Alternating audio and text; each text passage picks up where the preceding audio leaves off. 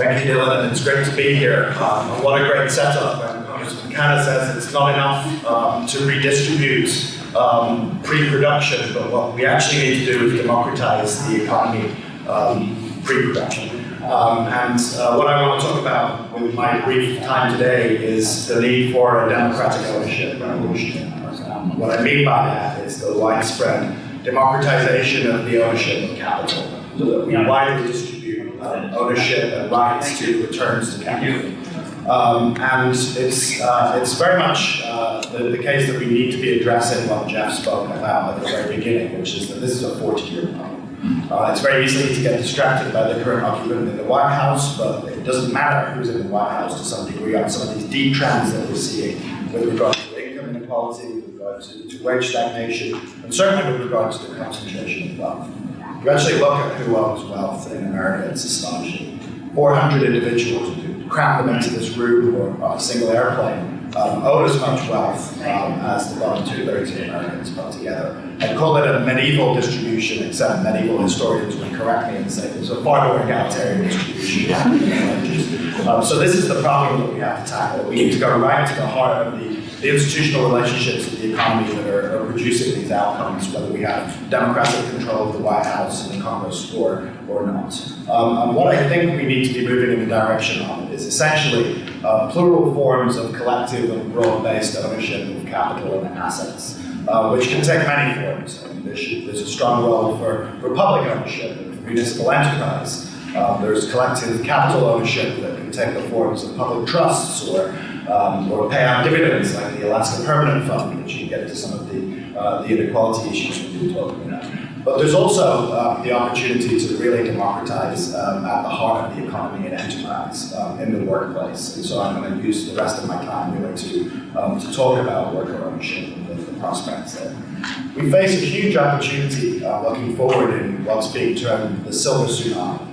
Which is that there is a massive wave of retirement coming up of baby boomer business owners who have created the kinds of small and medium enterprises that really ought to be the lifeblood of this economy of Main Street. And many of those businesses are going to be facing a massive succession problem. Often there aren't children ready to take over, there may not be people ready to purchase those businesses, waiting in the wings is private equity, ready to asset strip and throw away the carcass of many of them. And so what we ought to do is seize this opportunity to really bring about a massive expansion of worker ownership so that people can actually benefit directly from the ownership and control of capital. Congressman Guinan talked about economic aspiration. What greater aspiration could there be than ownership of your own job, ownership of your own company, of your own economic destiny in that form? And so we should be bringing about this transformation, I think, from both bottom up and the top down.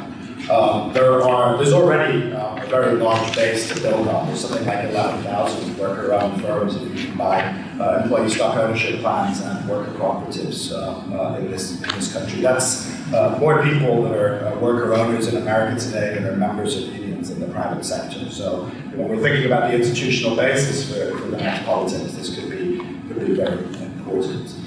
We could be bringing about conversions of these businesses by looking at some of the public programs that are available in support of small and medium enterprises, which often it's the case that co-ops or other forms of worker ownership could fit with that. And so there's tweaking that we can be done with existing programs. Legislation has already gone through this Congress and been signed by this president in support of new technical assistance and capacity building through employee ownership centers that we've created. And so there's a lot that we can do in that regard.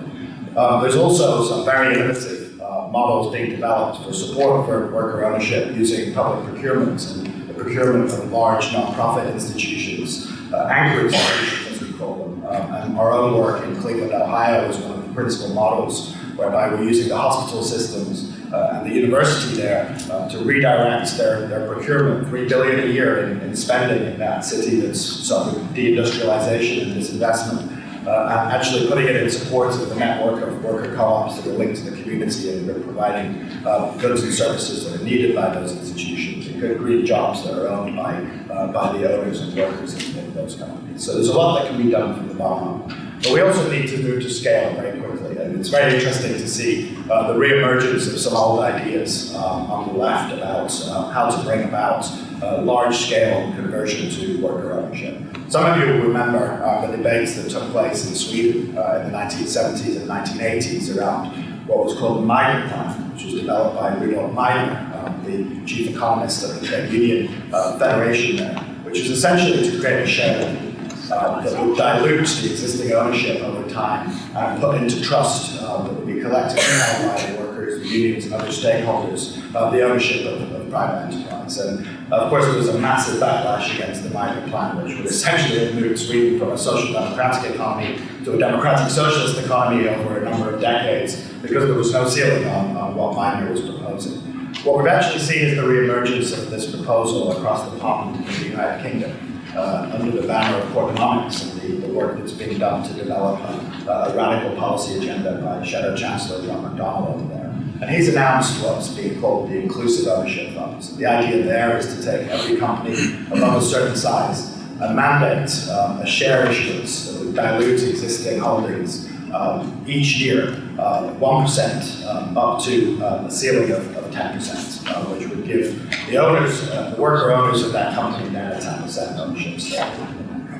We've seen that idea come back over the pond here and be picked up by Bernie Sanders, who is actually going to be giving a speech later today on what democratic socialism is. It'll be interesting to see whether the inclusive ownership funds proposal is part of what he talks about there. But these very large-scale possibilities are the kinds of responses that we need that are commensurate with the scale of the challenge. If we really start to disperse capital and the ownership of assets in the economy in a different way, we will have a different basis to actually do some of the progressive policies that I think that we really need, and we won't always be working quite against the grain that we have been for the last 50 years. Thank you.